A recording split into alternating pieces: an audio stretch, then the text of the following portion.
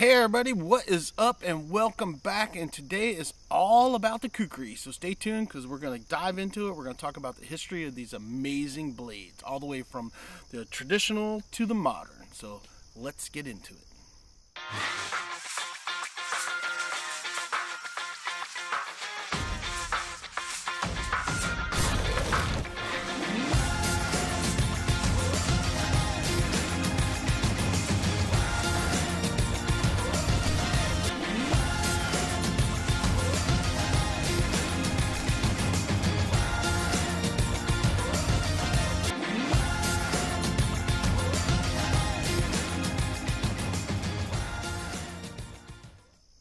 Hey everybody, what is up and welcome back to the channel. And as you guys saw in the intro and you saw in the title, we are going to talk about Khukuri knives today, or machetes, or whatever you want to call them. It's actually a knife slash machete slash sword slash a lot of things. It encompasses a whole lot of stuff, but today we're going to talk about the history of the Khukuri a little bit, and we're just going to show a little bit of different Khukuris, all the way from the traditional ones all the way up to some modern ones.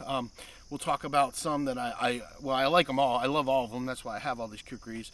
And we're just going to dive into it a little bit and just kind of give you guys a rundown of Khukuris and stuff like that. And this is the first in a bunch of videos I'm going to be doing. I'm going to be doing a whole series on Khukuris. I'm going to individually do a review on every one of these Khukuris that you see on this table right here. Plus I got a few more coming. I just couldn't fit them all on here, and some of them haven't come. But so this is just a representation of what I have and what we're going to work with. And we're just going to get into it. We're going to talk about it. And I've got some down here on end that I've done a couple cool little custom sheaths on already to kind of give you guys some ideas of what you can do to create sheaths for your Khukuris as well. So let's get into this. So let's talk about the history first. Excuse me. I've got some bullet points here just so I can cover it. Now we're going to not get too in depth of it stuff, and I'm sure some of you guys are going to put down in the comments things that you know about it as well, which is great. So if there's anything I miss or anything you want to cover, throw it down there in the comments below, because I'm all down for that, and that'll help people have an understanding of the Khukuri. But the goal is to give you a little bit better understanding of it, and also how these Khukuris are made and what really goes into creating such an elegant and awesome tool and weapon. So the first thing is that they really don't know 100% where the Khukuri actually originated from. The most convincing argument, what they say, is that it came from a Greek sword called the kopis, which was during Alexander the Great's time during the 4th century. And if you go look up the kopis sword, you can see that it has kind of curved blade, and that's kind of where they think that the original design came from, but they're not 100% sure. Now, from what I understand, the people behind the success of the Khukuri and the popularity of the Khukuri, and that brought the Khukuri forward and that have been making it for centuries and centuries, was the Gk&co people. And if I said that wrong, I apologize to the Nepalese people. I'm trying to do the best I can, or anybody else. But it's Bishwakharma, the Gk&co people. Brought it forward, and they were like the master craftsmen of this for centuries. And the crafting of these and the making of these have been passed down from generation to generation for centuries and centuries and centuries. The oldest known Khukuri that's actually in a museum is from the 13th century, and it's in a museum in where's that? It's let me see here. It's in the National Museum in Kathmandu. And it belonged to Drabya Shah, and he was the king of the Gk&co in 1627 AD. So that's a pretty old blade. Let me see here. Where are we at? Okay, yeah. So that's where we're at right there. But from what I understand too, that the blade goes back way past 2,500 years. So this is a very old design that's been made for many years, for centuries and centuries and centuries. Now, excuse me, it is very well known today by this one right here, which is considered the service number 1 Khukuri. This is one that's carried by the British Gurkha soldiers. This is actually the polished version of it. They have an unpolished and polished version. The British Gurkha soldiers are issued 2. They're issued one that is polished, and that's for doing ceremonies and things like that, and when they wear their dress uniforms. And then they're issued another one that's unpolished. That's actually the one that they carry every day when they're doing their training and doing stuff, and when they go into combat. Now, both blades are made exactly the same way, and there's a big misunderstanding out there when it comes to polished kukuris. A lot of people, when they see a polished kukuri, they say, oh, that's a tourist kukuri, and that is a farce.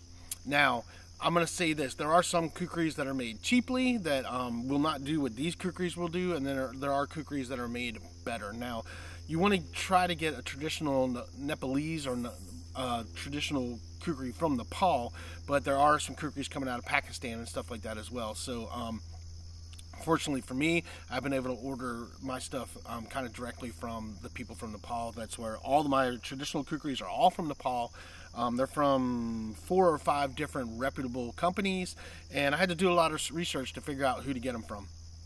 But I want to dispel that first rumor that people think just because it's a polished blade, it's not a real kukuri, that it's a tourist kukuri, and that is not true at all. And if you talk to some of these people, they will tell you that. They will tell you that, you know, it's just polished, but it's made the same way. It's just as durable. And I can attest to that with this one right here. This one right here, I've already done some testing on it, and this thing is razor sharp. It's super durable. And I'm actually going to do a whole video on it to show you guys that one of these service number 1s that is polished will do just as good a job as one that's a not polished one that they carry every day.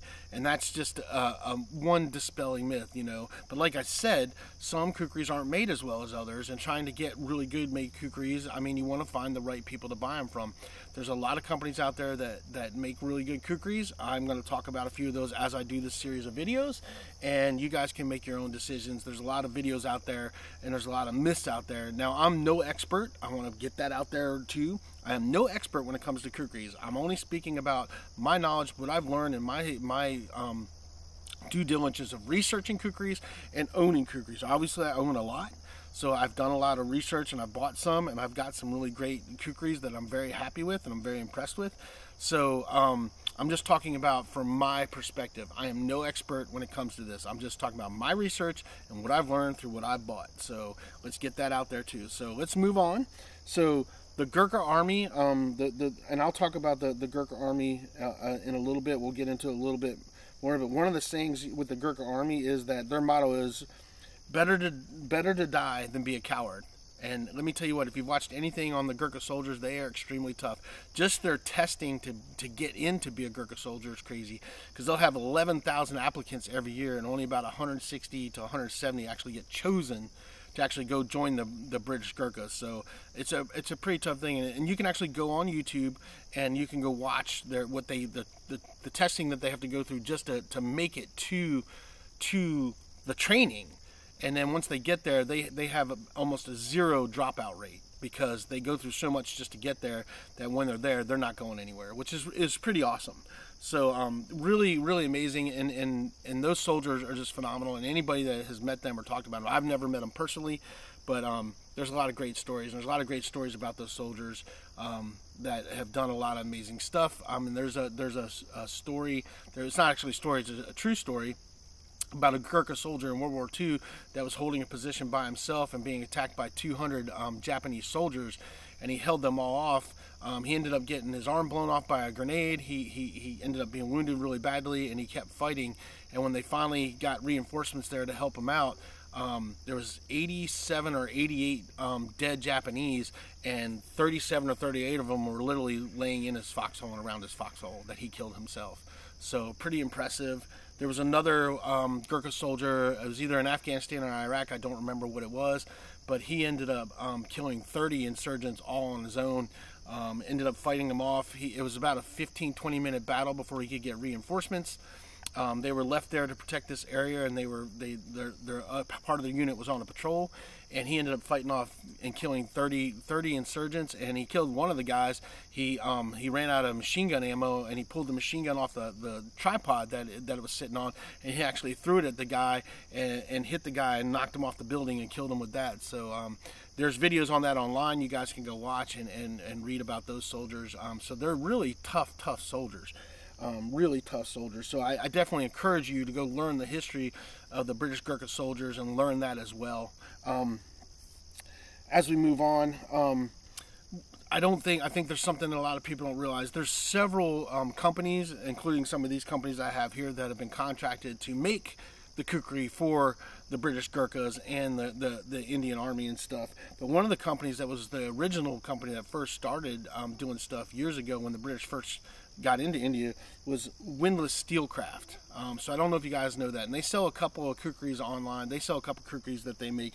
But the Windlass Steelcraft started making the British Gurkha kukri in 1943.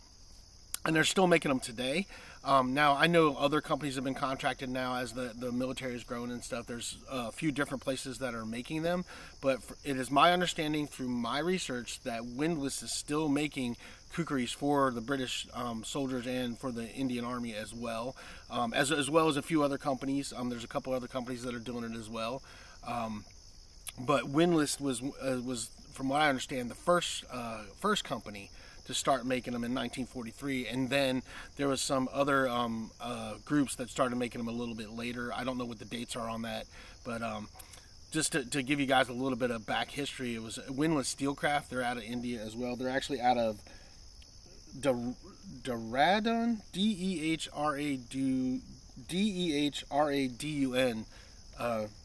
Dehradun, India. If I butchered that, I apologize, but they were started making the kukris for the British Gurkhas and the British military and the Indian Army back in 1943. So that's a little bit of history right there as well. And then the way the Gurkhas ended up getting incorporated, the Gurkha military ended up getting incorporated into it, is that the British went into India as the East British Trading Company, Indian Trading Company. Correct me, I may have mixed that up and jumped it up. You guys can correct me down in the comments. But there was a war in Anglo-Nepal from 1814 to 1816. The British fought the Gurkhas. And in that time, what ended up happening is one of the commanders or generals in the field said we needed to stop fighting these guys and incorporate them in the military. So after the war was over, they talked to them and they asked them if they would join the ranks of the British military. And the Gurkha army said that that the British soldiers were almost as good as they were. So they ended up having this truce and agreeing to become part of the army. And that's how they ended up becoming incorporated into the British Army, and they are still in the British Army today. They're considered elite force. They're very highly respected in England, and they're tough guys. And I definitely say do a little research and go check out that stuff and learn about that stuff. Now that's my little notes that I had. So I want to talk about how these are made, and so you understand. And I'll tell you that you can go onto these companies' sites and watch how they're made. And I definitely encourage you to do that. So these kukris are all made out of 5160 spring steel, which is a leaf spring out of a Jeep, like out of a Toyota or a Mercedes or something of that nature. And then they hand forge these with just basic hand tools. And it takes 4 guys a full day to make one of these blades. So if you go onto their sites, and you can go on to several of their sites, and the ones that I'll recommend is like Gk&co. You can go to their website on YouTube. You can go to their YouTube channel. You can go to KHHI, which is Kukri House, and you can go to theirs. You can go to Himalayan Imports.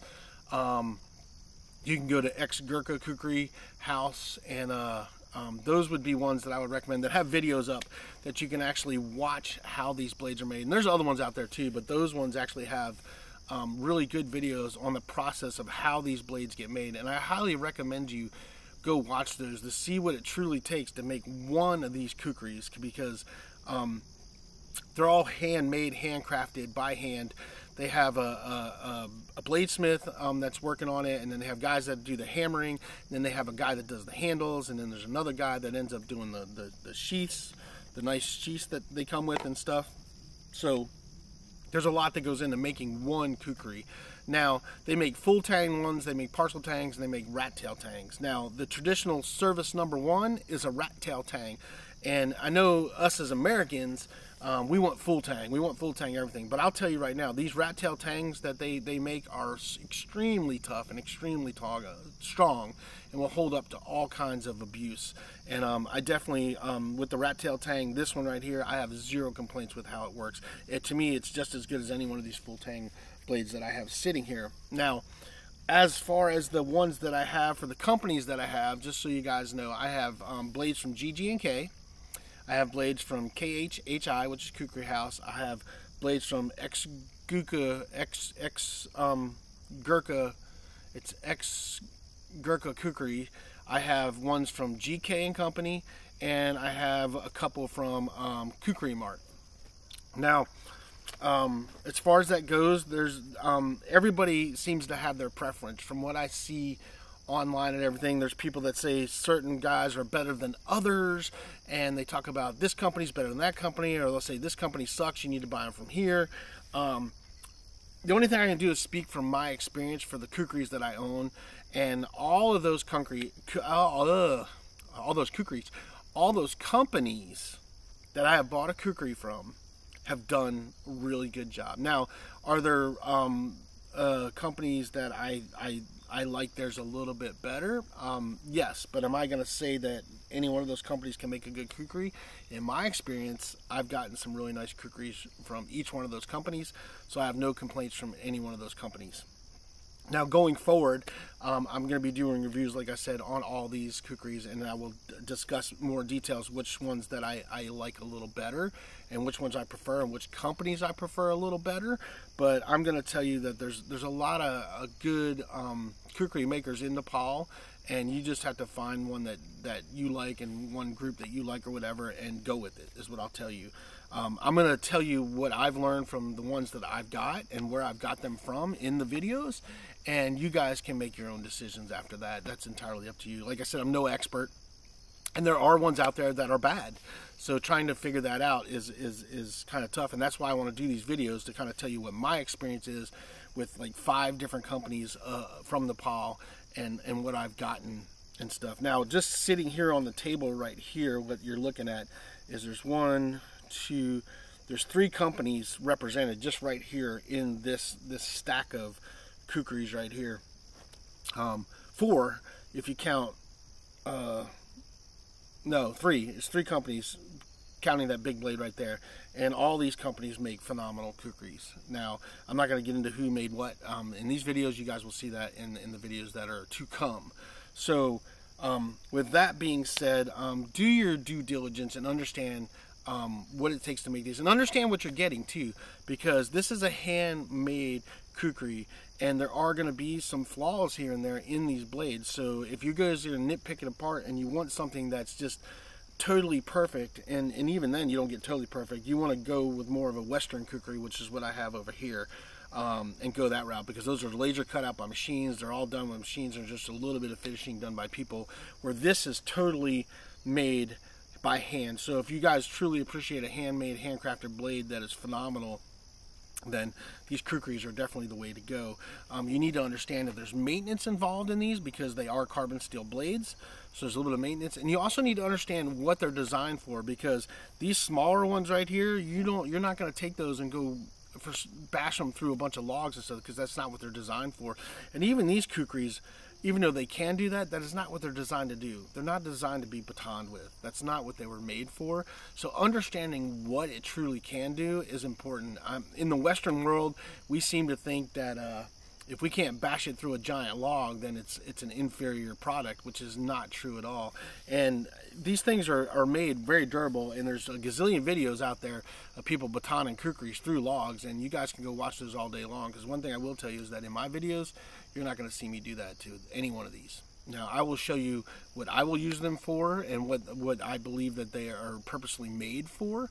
Some are made for fighting, some are made for working in the fields. I mean, they all have different things, just like the knives that we get. They all have different purposes depending on what type of Khukuri you get. Some are thicker, some are thinner. Now, there's an argument over that too. There's an argument where, you know, those are too thick. I've seen people say, well, that's too thick. That's not a true Khukuri, because true Khukuris are made thinner. Well, that's not a true fact either. From my research and from what I've learned is that, and it goes to a lot of blades, some Khukuris are thinner, some Khukuris are thicker. It depends on what they were made for and what the job it's supposed to be tasked to do. Like this little guy right here, this is considered a kitchen knife in Nepal. It's used for kitchen tasks. But I've watched some Western guys on videos take that thing and bash it through a log, which is what it's not designed to do. All right, this is designed to do kitchen prep and some small woodland tasks like doing feather sticks or making some notches or things of that nature. It is not designed to be bashed through a log. Now this one right here is a little bit bigger. This is a 6-inch one. You could do a little bit of small chopping on small branches and sticks like that, but you can't go hack through some massive log with it because that is not what it's designed for. This another one is another tool that's designed for doing smaller work. It's not designed for doing bigger work. Now these larger ones, can you chop through some bigger wood? You sure can. Can you chop through a lot of stuff? You sure can. Is that what, you're not taking a log this big and think you're going to hack through it? You probably can, but is that what it was designed for? No, it's not. So understanding what your tool is designed for and what it is used for is very important when it comes down to using these. Now this one right here, this was designed for combat. This one's designed as a combat blade to do a lot of different things for a soldier, but it's not meant to chop down massive trees or split giant logs or anything like that. That's not what's for. This is a very light blade. It's meant for fighting. And some chopping and cutting and things like that. You have to think of this like it's a in between the knife and the axe and the machete. It's kind of a combo of those, and you need to think, or small axe that is now, not a big axe, but a small axe. You have to think of it that way. Now let's kind of go through some of these blades and show you what I got so you guys can see. Now over here we got a few of the smaller 5-inch ones. This is a 5-inch as well. I did some custom sheaths I wanted to show you guys, and I'll get more in depth in this, but I did two different things. So this is one right here. This is a little 5-inch. This is considered a kitchen blade. Really nice. I like this. Now I have normal guy size hands and that fits in there pretty good, but you do kind of get close here. So with this size, because this handle is a little bit smaller than this one, which I can show you, you can see the difference in those handles.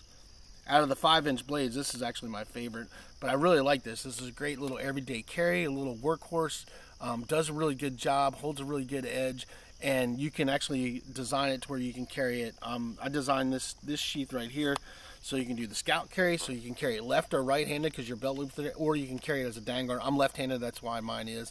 I also use Chicago screws on this so I can take this off if I don't want there if I'm doing scout carry, so it's not my way. So you can undo these screws, fold it back, pull that one off, re-screw it in, and carry it scout carry if you want, and it works. But I also, if you guys look, is I actually took the actual wood sheath that comes with it and just wrapped the leather around it so I could utilize it because that sheath fit so well. And so I created this sheath for that, and it works really good. And this is a great everyday little carry. It's small, it's compact. For those of you guys that want to carry a cool little kukri, you can do that. I'm actually going to make a sheath for this one as well because this one is my favorite because the handle is a lot bigger and fits my hand a lot better. But these little kukris right here, and once I get into reviewing these, I will tell you guys where you can get those as well. This is the same company that made this, but I designed this one a little differently. So this, you guys can see the traditional sheath is in it. Same thing, you can scout carry it left or right side because the way I designed it, and it's got a dangler loop on it so you can dangle it as well. But what I did here is I just designed it to where the actual sheath will slide through into there. Now I can't pull it out because I have it tied with this 550 cord, and that kind of locks it in place, but it just slides through there, and you guys can see how it just kind of holds it in place that way. But you can use the traditional sheath and just slide it in there like that, and then you can actually undo this 550 cord and slide the whole thing out if you want to and take it out, and it works very functionally, just like it should. And it's not going to move on you because with that 550 cord, it keeps the sheath locked in there around the leather. And so that was a simple hack. That was the first one I did, kind of creating a simple hack to carry this that way, and then I designed the other one after.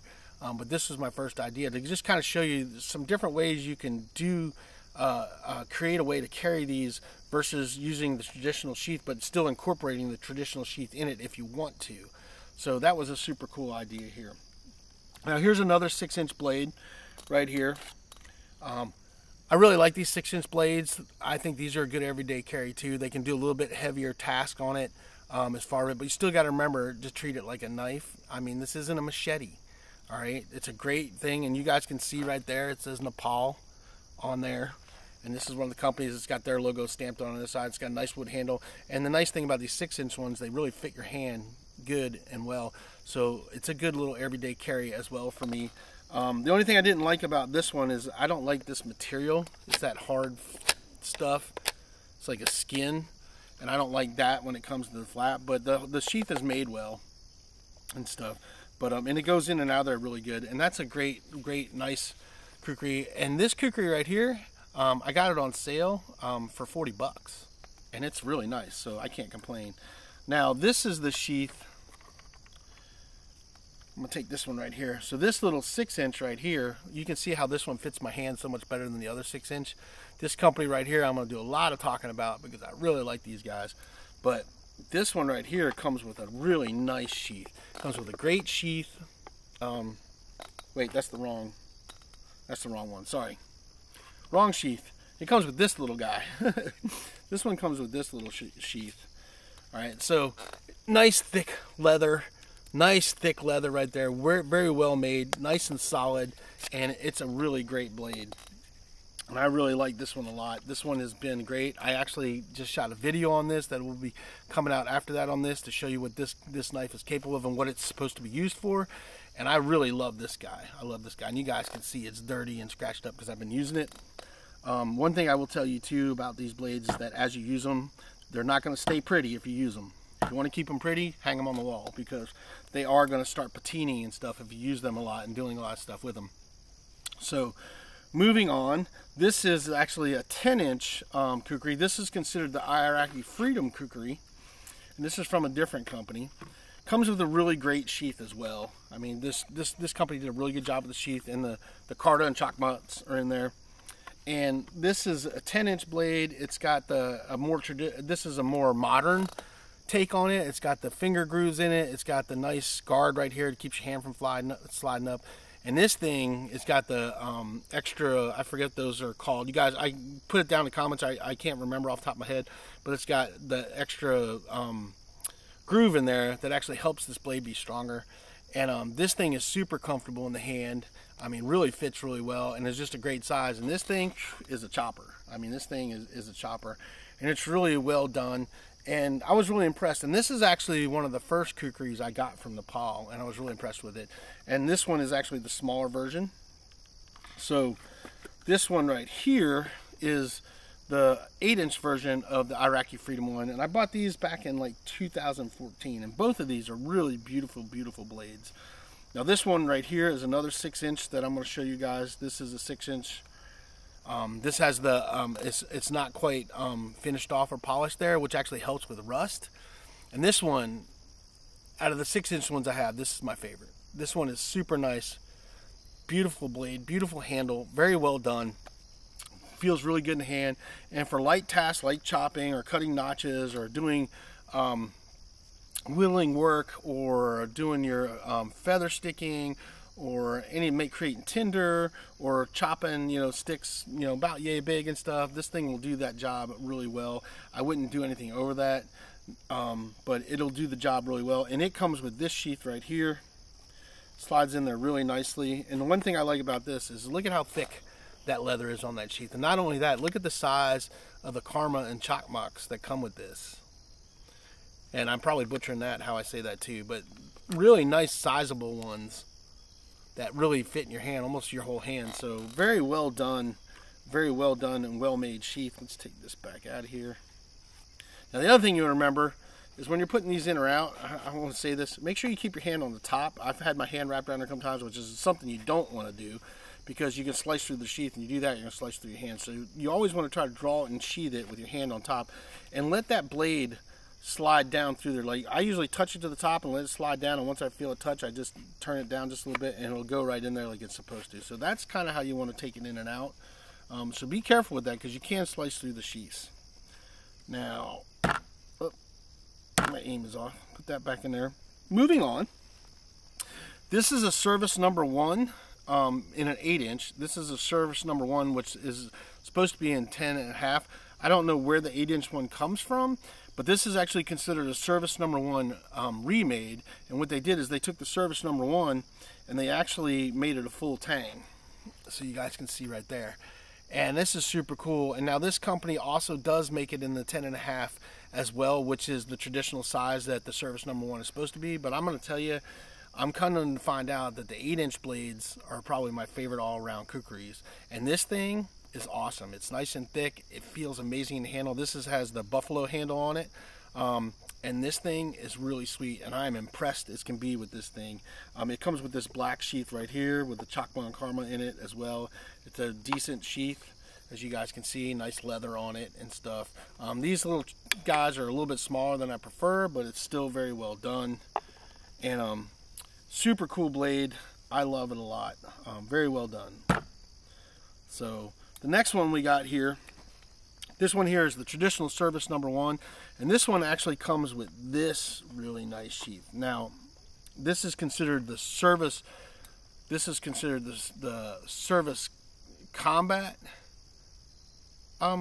model, the service combat model, and it's a service number 1 combat model. But it came with this really cool camo sheath, and I love these dual straps. These are super thick. This is super well made. It's wrapped in this camo thing. The chalk mark and karma are really nice, sizable, and just really well done. That's what I like about. I love this company. I'm going to talk a lot about this company because I just love what they're doing. Very well done stuff. And this thing, it's a little bit skinnier blade, but this thing is so light and so well done and balanced so well and just feels so good in the hand. And this thing, I can see why this thing can take off heads. And I actually have a video that I'm going to post after this that you guys are going to see how sharp this thing really is and why it can take off somebody's head. But it fits really nicely into this sheath, slides in there. This is a great representation if you wanted to display this or you want to use it. Either way, I've been actually using it, and it is a beast. 10.5 inches long, and this thing, if you want to clear some brush or do some chopping or chop some limbs down or anything of that nature, this thing will handle that in a heartbeat. I've done some stuff pretty decent size with it, and it handles it with no damage to the blade whatsoever, which has been really impressive to me, and I just really like this blade a lot. So let's put this back down here. Let's put this back here.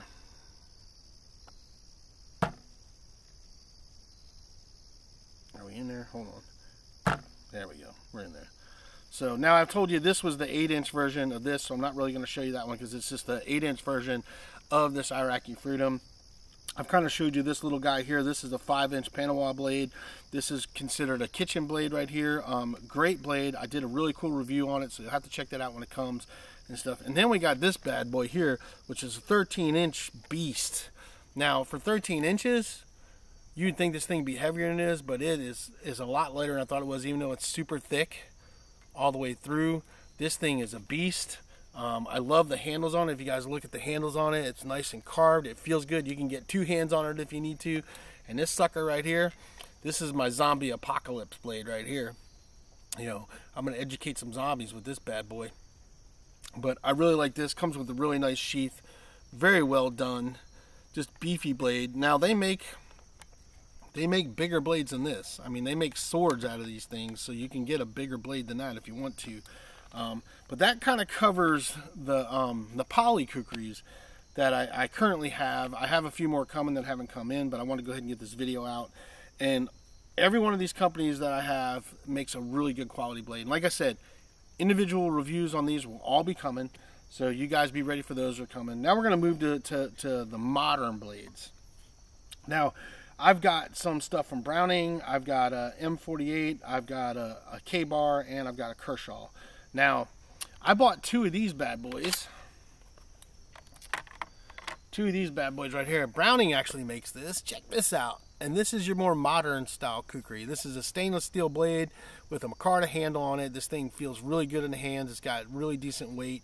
The one thing I'll say about this is that it didn't come the sharpest out of the box, so I had to do a little sharpening to it, but it is got a pretty good edge on it now. I haven't done any testing with these, but I'm going to. I just haven't got around to it yet. But this is your more modern style kukri that you'll find in the Western world. This is the modern take on these guys. But these things are pretty decent blades. I want to test it out. It's got a nice thick spine on it, so I'm very curious to see how it does, not how it was, but how it does. And because it's stainless steel, you don't have to worry about the rusting. And the other thing that I do like about what Browning did is it actually comes with a really nice Kydex sheath. I mean, it's nice and solid. It's got that quick release clip on it, so you can actually not just take it off your belt and then you can do it and lock it in place. The one thing I'll say that I don't like about this is I don't like this. I wish it was just one thing, because even though it's quick release, the problem with this is this little thing slides back and forth too easy. So I'm going to actually take a bunch of, I'm going to take tape and lock that in place and make sure it doesn't come off, because once you push it in the locking position, you push it, it won't undone. And I'm just going to tape that so it doesn't move. So that is one thing that you do have to worry about. But it does lock in there really good when you stick it in place. I mean, I wouldn't jank it like this because it's in there pretty good. But I think if you shook it hard enough, you could shake it out. And I'm not going to do that with this big blade. But they are really nice. I ended up buying 2 of them because I like it. It's also laser etched, if you guys can see that. It's got some nice laser etching on the blade as well. So that's super cool. But I haven't put this through any paces, so I'm not sure what it's capable of yet. But we will find out. Now, moving on, and I'm going to save this guy for last. Moving on, we're going to move to the M48, which you can buy at Bud K. Now, this comes with actually a really decent sheath, but the first thing I'll tell you, check this out. That was loose right out the gate. Now, it hasn't affected the ability of it, and I have done some chopping with this, and this has been pretty decent. And for, I don't know, what are these things, like 50 bucks or something, 50, 60 bucks. I think they're 50 bucks, like $49.99 or something like that. I don't remember. You guys will have to go look. It feels really good. It's got a good handle and it's got a good weight and stuff, but it's also not a full tang. They say it's a full tang, but this is more of a rat tang going through this handle. I'd have to cut it apart to truly see. It feels really good. I've done some chopping with it and it's held up to things, but that right there, come on guys, you know. But that's kind of what you're going to expect to buying a lower knife, kind of like that from, you know, that I've got some other M48 stuff that I really like. I was a little disappointed in that, but you know, it has held up, so I can't say that it's junk. I can just say that that's a little disappointing. But you can get these guys for a pretty decent price on Bud K, and it has held up so far. We'll see how it goes and how it works. But that's a more budget-friendly one. I do like the sheath. I did find out that this sheath will also fit some of these guys as well, which is cool. So if I do end up breaking this, then I can just put one of these in it. Now, I want to talk about one of the ones that I really like that I have used a lot. This is the Kershaw Camp 10. Now, this is like a machete / kukri. Now, the one thing that I will say, and I'll tell you guys about that in a minute, it comes with a really nice hard sheath and stuff, nice belt loop. It's very durable, but the one thing that, if you guys notice, I have a little different hook up here. The reason why I have that is because the snap on it broke literally like the 3rd or 4th time I unsnapped it or snapped it. So come on, Kershaw, get with it, because that's kind of crap. But the sheath is awesome, and I'll show you how I did it. But this blade, actually, this Kershaw Camp 10 is an awesome blade. You can get these for like 50 bucks. I think the tan version is like 54 and the black version is like $49.99. And this thing is a workhorse beast. It feels really good in the hands. It does a really good job. It's got a nice thick spine. You guys that want a baton can baton with this thing all day long. It is a full tang all the way through the handle. And this thing right here for the price is amazing. So if you can't afford to buy one of these other ones and stuff, this guy right here, and you want a kind of a kukri design, and this is like a machete / knife / everything, this thing will get it done. And that's all I got to say about that. This is a great setup. I really like this. I actually have, with these Kershaws, my wife has one in her truck. I have one in my truck, and I have this one that I use on a daily. Now this is what I did. I took a piece of 550 cord and then ran another cord through here and found this little clip, and I rigged it up so I can still lock it into place because I like to use that and undoes. That's how I fix my snap situation. But other than that, this has been a great tool, and I would take this anywhere. I would take this dang thing to war with me. That's how much I like this. So it's a very impressive tool, a very impressive Western kukri design. And so for, you know, 50 bucks, man, you can't go wrong with this. I would definitely jump on that. This is one I definitely recommend. I've used it a lot. Now, when it comes to my Western blades of my kukris, my favorite one is this bad boy right here. This is the K-Bar Combat Kukri. Now this thing, the sheath is really nice. It comes with this extra place where you can put another knife in here. Plus you got a pocket in here where you can put a fire starter, whatever you want in there. And at first when I got this, I wasn't sure I was going to like this sheath. It has molly webbing on the back, which is really nice, so you can strap it everywhere. But the cool thing about this is I'm left-handed, and trying to find stuff that's for lefties is real tough. But the cool thing about this blade is that this sheath is designed that if you're left-handed, you can carry it this way. If you're right-handed, you can do like that. and you can literally switch the strap around and hook it. So it's ambidextrous, which I think is a great design that they did, and I love this thing. Now, I didn't think I was going to like this, because when you unstrap that top one, it does like that, but I realized I do like that, because when I'm working and stuff, and I can just do one strap, I'll leave this one unstrapped, and I will take it out, and then when I need to put it back in, I just clip this one, and I go back to working, and then when I'm finally done for the day, I'll clip the last one on there. But let's take this out of here. It comes with a nice hard sheath in there, but I'm going to tell you something. This thing right here, this is an 8-inch blade, rubberized handle, built just like K-bars. This is a rat tail tang, you guys can see in the back. But this bad thing not only holds an edge really well, but holds up. I have chopped some really big limbs and stuff with this thing, and this thing has taken a beating so far with me. I built a whole fence line last winter, and this is what I use to trim everything with. I mean, even taking like having to make an extra little fence post peg or something, like a spike peg. It's a support peg. I took this to just hack it down into a spike and did it. And this thing, if I had to choose one modern day kukri right now, it would either be this one. This would be my number 1, and the Kershaw would be my number 2. And that's just me. That's my opinion. But I'm going to tell you right now, this K-bar combat kukri, it's lightweight, but it's got the weight on it where it needs to up here. It's nice and thick, and it is durable. This bad boy right here, if you're looking for modern kukri design, this guy right here is awesome. These things run about 90 bucks now, but it's worth paying the price on it. This right here for a modern kukri, and I'm actually going to buy another one of these because I like it so much.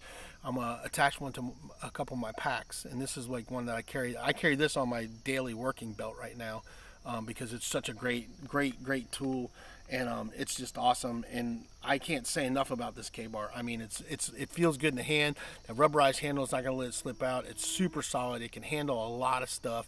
I'm sure you can baton with it. I haven't baton with it, but I'm sure you can. But I don't do batoning, so I don't do batoning. That's just something I don't do. But this thing is a great tool. If I had to take something and I couldn't have an axe or something like that, but I still needed a little chopper, it would definitely be this K-bar. It would be this K-bar or my Kershaw. That would be hands down one of the ones. But I like the K-bar because it's a little more compact. And for you guys that are hiking and stuff, this is a great little compact knife slash machete slash hatchet that would be great for you hikers and guys that do those long hikes, because it's lightweight, it's able to be attached to molly webbing gear and stuff, and just a really great blade. So that's kind of a quick rundown of different types of kukris, kind of what we got, a few of my thoughts and opinions on it. Like I said, we're going to do a review of all these. I'm going to show you guys doing some cutting tasks that I believe that what these are used for and what I use them for. Like I said, that's how I'm going to do it. And again, I'm not an expert. I'm not a bushcrafter. I'm not some survivalist or anything like that. I'm just a guy that loves to be in the woods and be in the wilderness. And I spent most of my life in the woods doing a lot of things as far as guides and stuff like that. And these are the tools I like to use when I'm out there. If you guys want to know more about my background or anything like that, you can go check out my, I did a med pack video, and you can go watch that because I actually dive into it a little bit more there because I felt it was relevant. But I don't really like to talk about my past too much. I'm not one of those guys that has to put out my accomplishments to impress anybody. Again, I'm just a guy that likes to do stuff in the woods, and these are the tools I like to use, and I like to keep it that way. I'm no expert. I will reiterate that. No expert, no authority. I just talk about things and my experiences and what I've learned through doing my research and through actually utilizing the tools. So, and that this is all just my opinion, you know, other than the facts that I gave you in the beginning. So I hope you guys enjoyed this. I hope it was a little bit eye-opening and you guys can kind of see a variety. Like I said, there's a whole series coming. There's obviously going to be a lot of videos just totally dedicated to the kukri, which are all going to start coming here in the next few months. And I hope you guys enjoy them. If you got any questions or comments or anything down below, or you want to ask me where I got some of these blades, you can ask me down in the comments and I'll answer that. I'm not going to list any of the places in this video. I am going to list the places once I start doing the individual videos, because I want to do each one of them justice, and I want to do a very honest and honorable review for each one of them, to give them its due. Because one of the other things I'll say about, and then we'll end this video, is that the average household income per year in Nepal, where these are made, is only between $7,000 and $8,000 a year for a family. So it's not a whole lot of money. So the price that you're actually paying for these is not bad. Shipping on these, when you're ordering them from Nepal, can be anywhere from $30 to $40. So the shipping can kind of kill you. And I did learn that that's not the maker's fault. That is the company, the international shipping company they have to use, which is like DHL, charges them a lot. And so they don't like it either, because it makes it harder on them to make some money. But anyway, hopefully that gives you a little insight. Go check out some of those videos too. Go watch how these are made. Understand what you're buying, and understand the Khukuri, and learn about this. Learn about the history, so you know what you're getting, you know. And just really do your due diligence when it comes to getting Khukuris, because there's some amazing makers out there. And I promise you, if you get a good Khukuri, you will not be disappointed in it, and it will serve you well if you use it properly. So that's all I got for you guys in this video. I hope you enjoyed it. Like I said, questions and comments, put them down below. Do me a favor, hit that like button and hit that subscribe button. That definitely helps out the channel. You can hit the ding dong button if you want to get the reviews. I don't care whether you do that or not, but like and subscribe definitely helps out. And then if you guys use any of the links that I do put down below in my videos, that actually helps the channel as well, so I can keep getting stuff like this and keep reviewing it for you guys. So that's all I got for you guys. You guys take care, and we will see you guys on the next video.